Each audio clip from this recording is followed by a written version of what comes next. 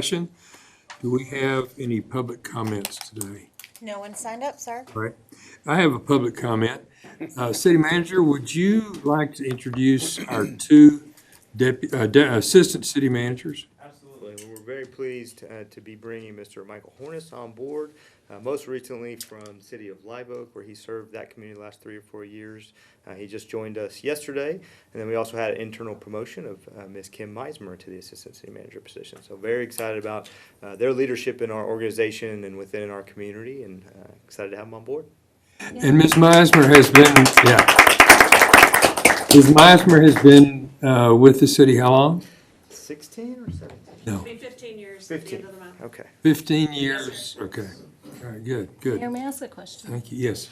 So with having two, I have read the press release, but are y'all working through the job descriptions as far as who's going to be overseeing what, or is that kind of already figured out? We're still working through all those components. The job descriptions obviously are set, but both individuals will have a very broad purview across the organization, and really will be providing leadership to across the board to our executive team and to our department heads. So really being able to be able to zoom in and out depending on what the issues are. As you know, we've very much moved to a priority-based leadership model based off of Kerrville 2050 and the numerous 470 action items that we have. And so we really broke down traditional silos and kind of moved away from that and really work on cross-departmental teams that are achieving the community's goals.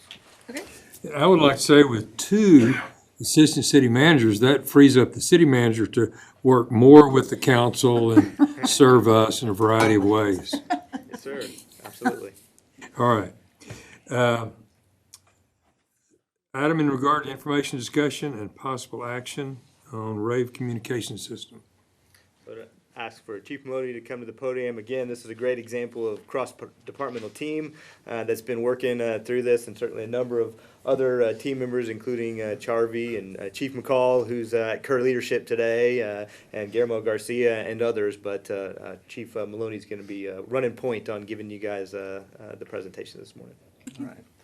Thank you. Good morning. So I'm going to give you some information regarding our Kerrville Alert Notification System, or what we're calling K.A.N.S at this time. So we talk about the RAVE also, and I'll explain the difference between the two and the importance of why we're going to call it the Kerrville Alert Notification System. So our objectives today, so we're going to be familiar with the City of Kerrville Mass Notification System. So we're going to be able to understand how we utilize Kerrville Alert Notification System for the public notification. We're going to be able to understand how we utilize Kerrville Alert Notification System for internal city operations and be familiar with the public deployment plan and goals. So the timeline of how we ended up here on the discussion is back in February of 2021 with Winter Storm Uri. So we identified a few gaps in internal and external notifications. So we had some limited tools to be able to provide that, as y'all are aware. So in February, March, we did our incident analysis, and we started meeting with each department, and one of those conversations that came up was the mass communication. So how do we contact our citizens in certain areas within the city, so if we need to get them that just-in-time information? So in spring of 2021, so we started off the budget planning, and then fall with Charvy has been doing the research on the different softwares that are out there, to include Code Red, so very similar to RAVE for that. So, and we probably saw actually demonstrate probably 4 or 5 different softwares that are available on the market today. So we were able to purchase one, so out of the budget this year. And then in Winter Storm Landon, as I mentioned in a report out to last City Council, we were able to utilize that. So that was information was put in with all our city staff, and we were able to use that across the city to get that just-in-time information to them. 1 on our delayed start, 2 on our closure for the day. We were able to contact internally when we were having our virtual meetings, and we were doing a report out, so everyone was getting that information, so all at the same time, and very easy that we knew that they were receiving that either by text, and/or by email with that. So it was very beneficial, and we learned a lot. So when we were actually pushing out there, so it was perfect timing. So we got to use. I used it quite a bit. I think Charlie said that at some point might have created a monster. I was using the delay and the schedule, and we had a lot of information being shared. But it was really beneficial during the winter storm. So we're going to talk a little later in the presentation about our public deployment and our public notification of what that rollout's going to look like. So what is K.A.N.S? So K.A.N.S is the Kerrville Alert Notification System. So RAVE is the platform. So RAVE is the software company that we purchased it from, and that's the platform we're actually using. So it's their software. It all lines up in there. RAVE Alert, so not to get too complicated with this, uses a larger, what they call a Smart 911, to gather data from. So we put information in Smart 911, they gather that data from there and use it for us on the information we need for the city of Kerrville. So it is a web-based mass notification system to alert citizens of emergency information. They can receive this by email, by landline or phone, text, social media. So it allows different platforms, and it is consistently quick when it sends information out, and it also will continue to send it out. So if my phone's dead, when I plug it back in, I'm going to receive that information. So some real benefits to that that we didn't have prior in Winter Storm Uri. It's a very easy to use structure, so very easy. So we're learning going through it. It's not difficult going through there, so it's not very complicated on some of those for what we're doing. Templates for quick alerting, I'll talk about that in a second. And then scheduled alerts, we can send them out on certain times. And then there's very targeted recipients for that, geofencing in groups, and I'll talk about that in a second. Ms. Carter? That might be what I was gonna ask, if it was an opt-in or if it was something that was pushed out. So So is that gonna be part of what you talk about? correct. So and it is an opt-in. Okay, because I've received, like, when I was in Breckenridge over Christmas, and they reinstated their mask mandate, and it was almost like an Amber Alert, like it just pushed out to our phone. So I didn't realize if that was what it was going to look like. Similar. So that probably came from what they call the iPods, and I'll talk about that in a second too, of how you probably receive that being in that general area. So for that one. So Chief, will this replace Code Red? So it's very different. So the Code Red is county, so they will continue to have that for county-wide emergencies. So, and they will continue to utilize that platform. So on our research looking through, we wanted something to get our citizens, the city of Kerrville. So how do we notify those citizens in certain areas? So that we saw in gaps during Winter Storm Uri or other experiences that we've had. So including our internal notifications throughout our departments and divisions. So this was one of those platforms for that. So it's not replacing it, it's kind of supplementing. It will be city-owned and city-operated software. So RAVE itself, so there's a couple components to it and the functionality of it that they use. So it's a comprehensive safety platform, so very easy to use workflows. So there'll be other operational pieces that we're going to use internally of what those workflows look like for emergency management. So end-to-end incident coordination. So it's an enterprise-grade performance, and it's another proven out there. We actually saw very numerous demonstrations. Not a new company, so many cities are utilizing the RAVE mobile safety. So the internal application, so what we intend to use it for internal. So we're going to continue to build out notifications based on each division and department based on our past experiences. So that's going to allow us to be notification internally, city employees, for just-in-time information. So things that we need to push out. So any city closures, delayed starts, emergency management notifications, or that they need to report for emergency management, inclement weather team, hail notifications, so we can protect our vehicles. So any events that are coming up, reminders that are coming up, it's an excellent communication tool within each department and division, and also across the city. So when we have those events or those things that we need to notify all city personnel, Email's fine, but email also doesn't necessarily reach every employee. So, and it does not reach every employee in a timely manner for that. So this is very timely, and this gets that information to them that we need to get to them right now, or a great reminder. So it's an excellent kind of communication tool and keeps us all situational aware either of emergencies or of non-emergencies.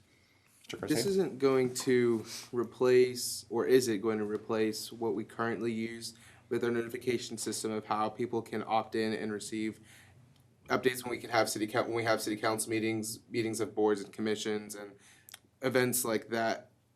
We have software that we are. That's a totally different system. That's the Granicus system, and those are for our more standardized Okay. notifications. This is really for, particularly on the external component, is really more for emergency notifications. So, but what Chief was just going over was really the internal application that we utilize, even just in this last winter storm, in regards to employee notifications. But Okay. no, it does not replace that. Okay, that's good. Thank you. Yeah, think of it more of internally like a group text, or Sure. we can notify everyone at once of information that is going on. Okay. So within the city. So, yes, sir. So external applications. So this one's going to be for the citizens of Kerrville is what this is the focus. These are going to be those critical notifications to our citizens and especially those vulnerable populations of active threats in their area, flooding in their area, and I'll show that one in a second. Water system notifications, shelters when they're open, so any evacuations that need to take place. It's also going to be general notifications to these subscribers, the ones that opt in to communicate non-life safety matters, road closures in their neighborhood, any other city events that are also going on.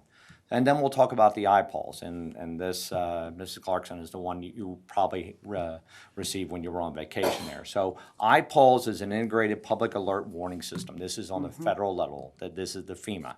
So we are currently in the process of applying for that. We've received the training, and so we're gonna have to apply through Texas Department of Emergency Management, TDEM, and FEMA for final approval.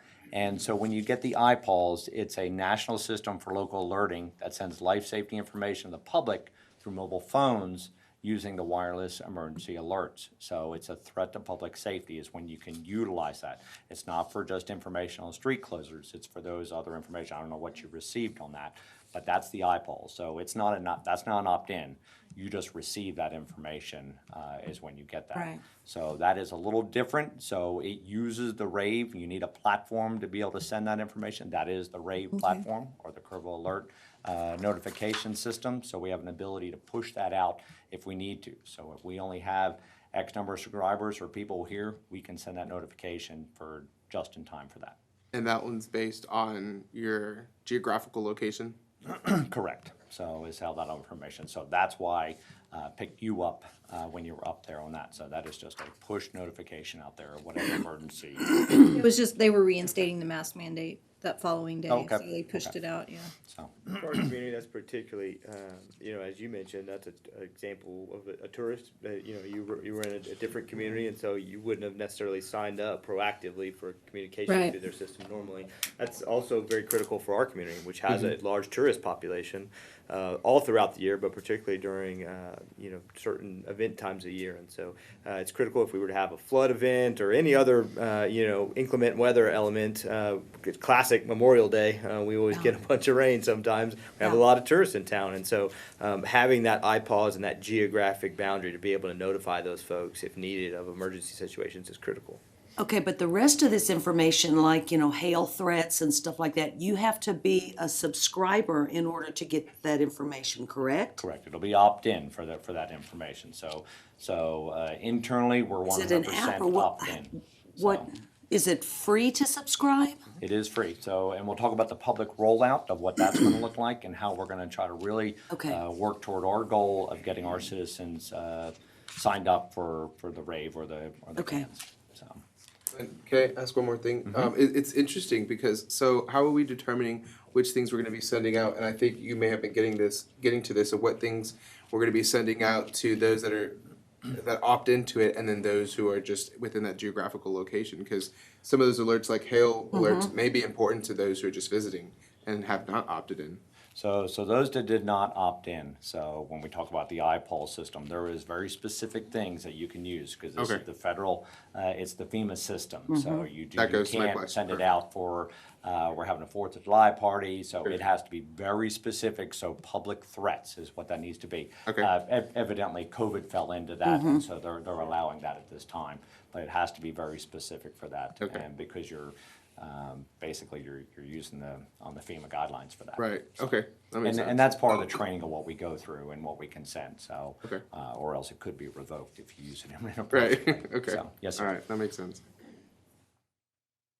So more external application, and I'll talk about, we're doing, right now, we're working on predetermining the high-risk areas within the city, so for various natural and man-made threats.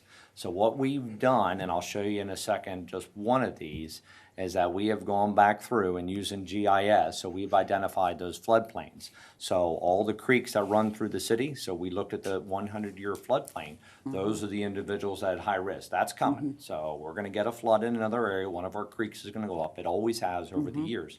So we identified those, and now they are what they call geofence. So we have that predetermined in there. So anyone that registered within this boundary that we showed, and I'll show you one in a second on there, that they're gonna fall on that. So when we have a flooding on Third Creek, or we have a flooding on Quinlan Creek, I think is the one I'm about to show. So we choose Quinlan Creek, it identifies those individuals, and it gives them the just-in-time information of what we need to do. So when we know that there's 8 to 10 inches of rain to the north, so that we can identify them of high risk of floods, evacuation, maybe it's evacuation where shelters need to be, whatever we determine from an emergency management standpoint for that. So we've identified large event areas. So where are those large events? So that's the stadium. So that's the other areas we may, in the park, other areas we have large events. We identified our large businesses in the city, and Chief McCall was working on these too. So those are that active threat that we may have. So we've identified those, and we put those geofence that half mile around those areas, because that may be a shelter in place. So that may be other instructions that we want to give those individuals that live around that we want them to do from an emergency management or public safety standpoint to keep them safe. So while law enforcement is mitigating the threat. So we've identified our hospitals, neighborhoods all throughout the city. So we've identified each of the neighborhoods too. Nursing homes, schools, and our shopping centers. So we really went through, and GIS did a fantastic job of really working through and identifying them. So they're pre-populated.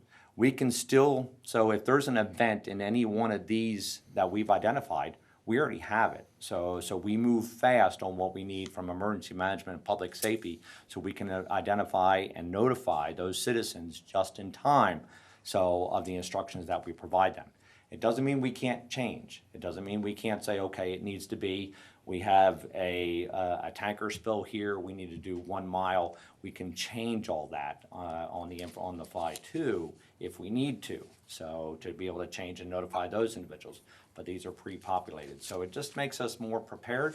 So in the event of emergency, that way there's less work on our end. We already are responding to the situation, but we're prepared to notify our citizens.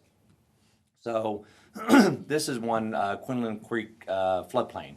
So what they went through, and these are all the creeks, including the Guadalupe River, is we looked at the 100 year. So anyone in that red on Quinlan Creek that is in the 100 year, they start opting in, those are the ones that are going to get notified. So if you're outside the red, you don't get notified unless we choose. So it's not a blanket across the city. So because we don't need to notify the entire city of Quinlan Creek, because I live over here on the west side for that one. But I do need to notify those individuals that live across 4th and Lytle and all in there when that's going to go up, as we saw years and probably about 20 years ago here too. So this is a excellent tool. So when I look at for flood notifications for those just in time, and we've all seen the creeks go up. So, and sometimes it's over on Town Creek, and sometimes it's on Quinlan, and there's a lot more creeks I think that go through the city I even realized through there. But we identified them all, so quite a few. Questions on the geofencing? And so we had geofenced all these that I talked about earlier. They have that same look on there, so they're all those all the shape files are in there, GIS went through and they identified all of them for us. Law enforcement was directly involved, obviously, with the active threats of what we needed to do and what was appropriate for each center, nursing home, hospital, whatever we needed on that situation. So real improvement for that. And once again, if we determine at that point it's the 500-year flood, we just increase it. That's all we do. So we can do that. It's simple enough by just dragging an oval around the entire area, whatever we determine for that. So, and real quickly, people can get that information. So it will make a difference with life safety. So next up, if y'all will, is this, which one's this? This is, council, this is just a brief demonstration and screen recording. As Chief Maloney mentioned earlier in the presentation, one of the criteria we looked at when selecting a system was ease of use. So I just wanted to show you how easy it is to send out a template. So it's really just 3 or 4 clicks. So you just pick your template, hit send. It tells you how many recipients in that template, and it just goes. So if you would take your phone out, I am going to. It's fun. Let's do it. Live demo.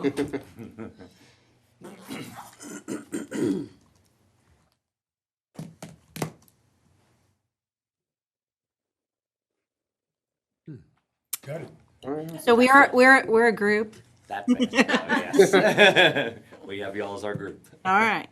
But it's that fast. It's that quick of That's cool. information that gets pushed out, and that is the benefit. You could also behind that receive an email. So maybe that text says, please see an email for more instructions. It's what we used internally. So we gave that basic information at the direction of the city manager for the delayed start. And then we said, please see your email for more information. So they would go to their email and it would have more instructions of what they needed to do for the day.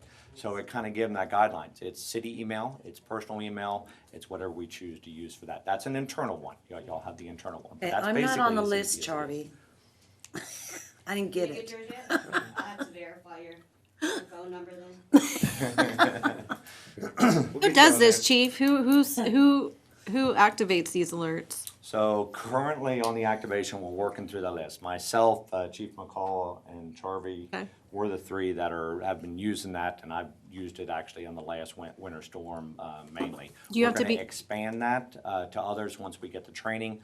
So the concept is for some of these internal, the department directors will be the ones. So because they'll get information in their departments. Something I can use for the fire department that we currently use now through a paging system, but it's just a push notification is what we use. So we'll be able to use that in the fire Does department. it have an app platform, or do you have to be on a desktop type computer To send the to send if you were sending? Yeah. No, you just need a internet connection and a web browser. Oh, okay. Essentially it, yeah. So you can pretty much do it from your phone, your iPad, your computer, again, just wherever you have internet access and a web browser. Chief, I'm curious here's the first question. Okay, we're talking about communication systems. The LCRA dispatch that we just talked about, Granicus, RAVE, iPause. Is there, or should there be any integration, or how do they relate to each other? So your integration is really within your leadership team, right? So it's the close communication that the chiefs and I and other department heads have really in being able to deploy each one of those individual tools depending on what the scenario may be. Granicus is used on our more traditional, routine matters, certainly, right? Meetings, things of that nature. These other tools are really, some are more internal focused, some are more external focused, and the external deployment in particular, as well as internal, will be deployed by the chiefs or department heads based off of what event might be happening and what specific tool might be the best one to actually best deploy the information. But they're all different communication tools that have a different purpose. Could you send out warnings about what the city council is doing? In the agenda, every other Friday. Yeah, that's true, that's true. One other observation and other questions from council and so forth. On the LCRA dispatch system, and now on this, it is clear that Ms. Tork has been crucial to this process. Am I right? Yes, sir. So some commendation Yes, Mr. Mayor, there absolutely. to her, okay? So, All right. yeah, she's been instrumental with the deployment of these, of actually everything that we've been working on. Good, So good. it's why we invited her to the public safety facility. Good, I'm okay. changing my mind. All right, A few things to kind of wrap up. So the public deployment and registration, we talked earlier. So the one y'all received internally, so it's 100%. So we pushed everyone in the city in the system. We're running through a few that we catched just to make sure that we have the right. Test run. It is. We found You did that deliberately. Yeah, it was on purpose. a handful right now, Want and so me out we're of the running loop. through that. So everyone's in the city, so we all have their contact information, so they can receive that, their personal cell phone at work, so the work email, of course, and then they've all provided their personal email also, so we can get that information. This So is when for we internal employees. Internal. Okay. Correct. So external, so citizens is what we'll talk about next, this public deployment. So this is something that is different. So these are for our citizens within Kerrville that we're going to need to get to sign up. So for the Kerrville Alert Notification System. So we're going to put together a public task force. So that task force is going to try to identify opportunities that we can get people to sign up, what that campaign looks like. So and that's one of the reasons why we really said we want to name this Kerrville. So alert notification system, not RAVE. So RAVE is just the platform that we use, that we purchased. It's like code red. It doesn't mean anything. It may confuse the citizen. So it clarifies that this is for the citizens of Kerrville. So this is information that we're going to be able to provide you and get you. So we're going to put this task force together. We're going to have a public campaign for that. So a lot of the public campaign when we do is going to be what we call passive sign up. So we're going to have press releases, social media, radio, posters, flyers, water bill notifications, mailers, contact our local businesses, and any other city resources that we may have. So the public task force will be individual, so will be the city of Kerrville, so we'll be the primary point of contact for that, but we may utilize some other opportunities or some other boards or committees that we have. So the door-to-door would be the last one. That's not an early campaign, that's an active. So as y'all can imagine, a door-to-door to try to get everyone to sign up is that's a large task and undertaking, but it may be something at the end of what we need to do, especially for those areas. So if we come back and take a look, and I'll show you all a second. So for that Quinlan Creek, we're missing people. So they didn't get the information from our campaign out there. Now we need to find them, because it's very important to identify those individuals, maybe those that didn't know that. I don't have email. I didn't see that information. Those are the ones we want, because those are probably that vulnerable population too that we want to make sure that we identify. Will you have the ability to cross-reference who has signed up and who hasn't, so that you're not really walking door to door and people are saying, I'm already on it?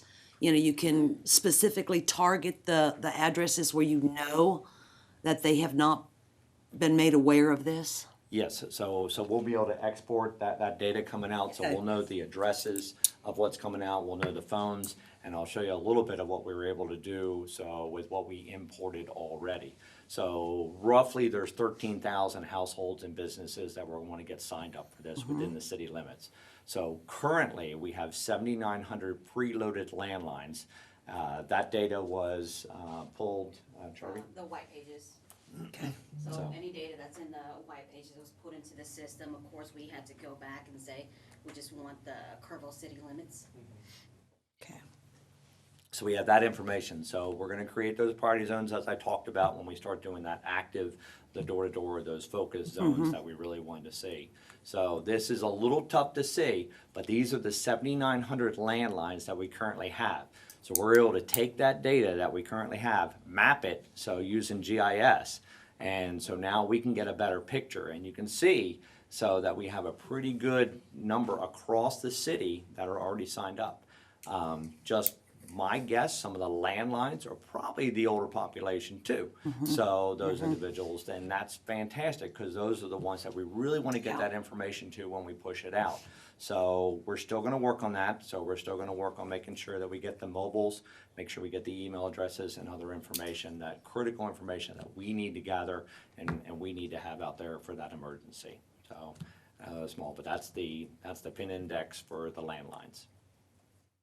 So if someone, they've got a landline, but they have a cell phone, then they will contact you to say, I don't need it on my landline, I want it on my cell phone. So we're gonna reach out passively, so to actually get people to sign up. So when you sign back up, if you have both on there, we're gonna want that information. So you sign up for the mobile. We're gonna encourage people to do mobile, to do email, and to do landline. So Everything. that way you receive that just-in-time notification, that emergency notification or alert notification when we need to get out. If you restrict yourself to one means to say I only want email, well, that may not be just-in-time notification. It may get lost in the email inbox. Yeah, because what I'm finding out is that most of the landlines now are just being used to connect to internet. They don't actually have a phone connected to that landline. It's their So computer. we're not excluding the Yes. 7900. We're going back as that's great. We have that ability. We could push that information out right now. We could reach 7900 landlines if there was an emergency across the city of Kerrville, or if we just had a geofence. But we're going to go back out. Our goal is by April, so we're hoping to get 50% of the citizens registered. So this is going to be through our passive. This is the information we're going to push out there, so to really kind of educate our citizens of the importance of this. And I think it's great. It's good timing. One, we're coming into the storms up in May, and we've just coming off the Winter Storm Landon, and we're still all fresh with Winter Storm Uri. So this is going to be great information. So we're going to push that.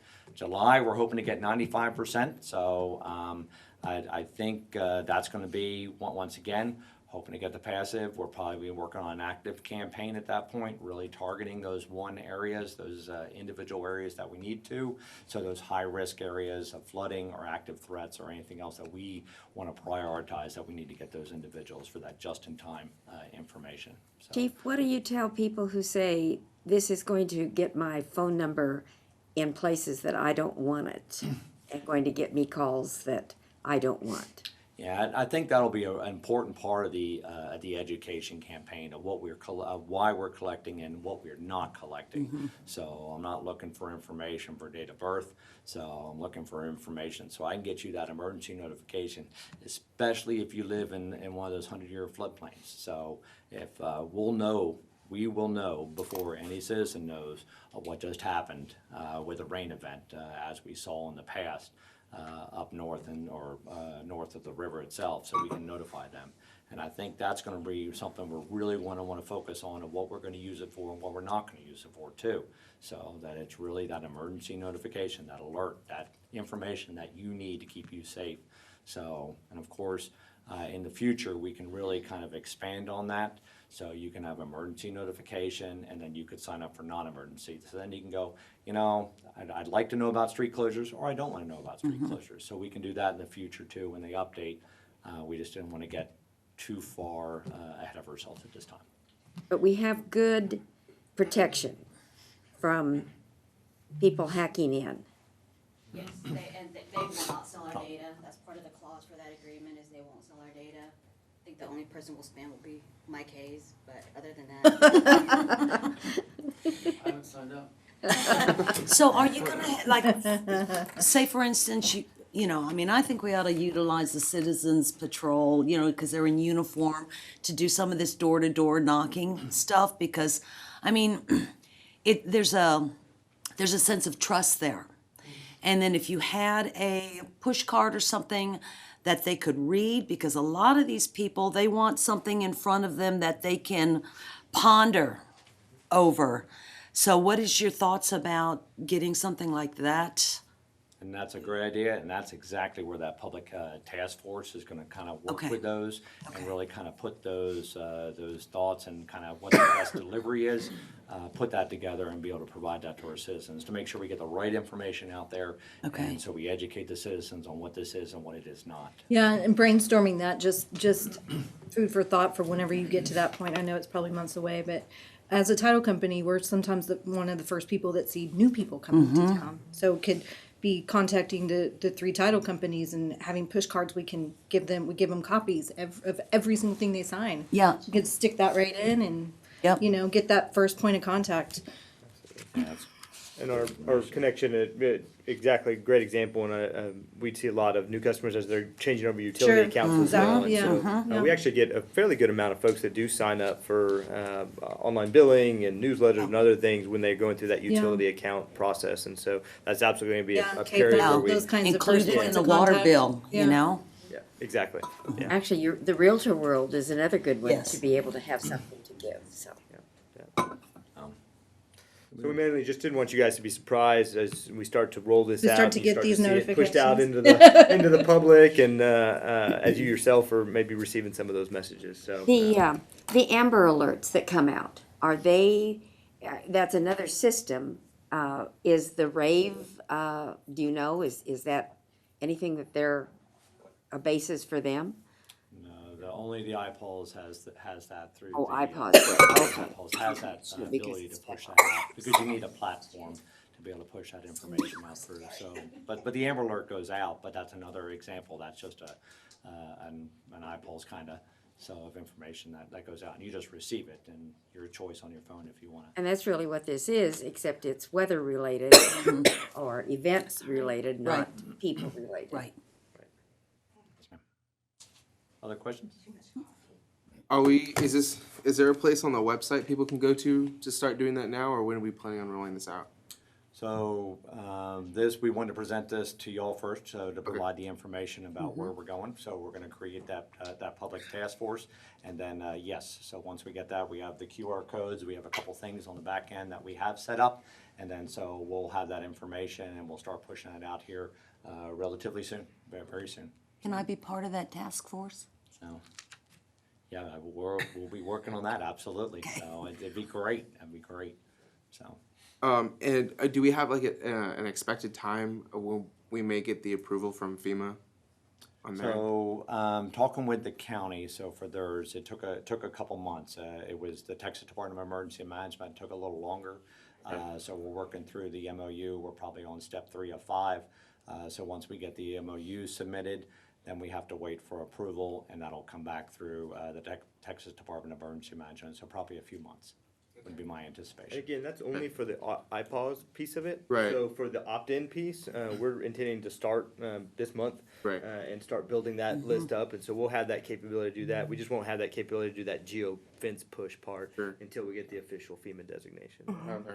But we're hopeful that, really by that, we always have some Memorial Day or right around May, weather systems, and so our hope is that we have that capability by then.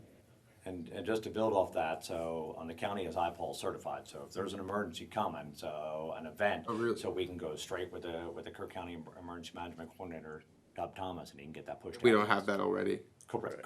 And I believe one came out during the winter storm. I believe there was. Yeah, it did. I believe it was an IPOL's push, I believe.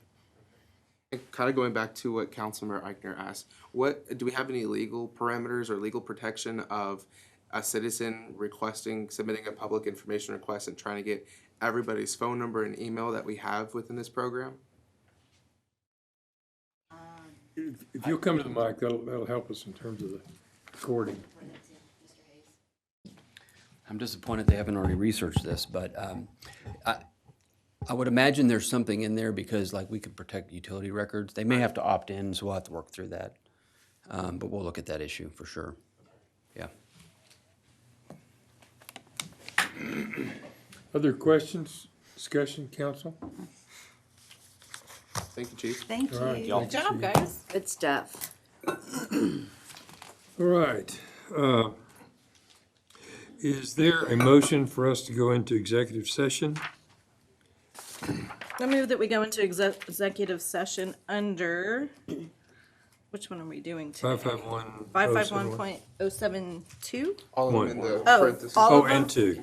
551.071, .072, .073, Sorry, the ones in the parentheses. Oh, I was okay. 071, 072, and .087. Right. Do I hear a second? I'll second that. Okay, got a motion, a second. All in favor? All right, at 10:39, we will go into executive session in here. We're gonna stay in here, so we're just gonna Okay. clear the room. All right.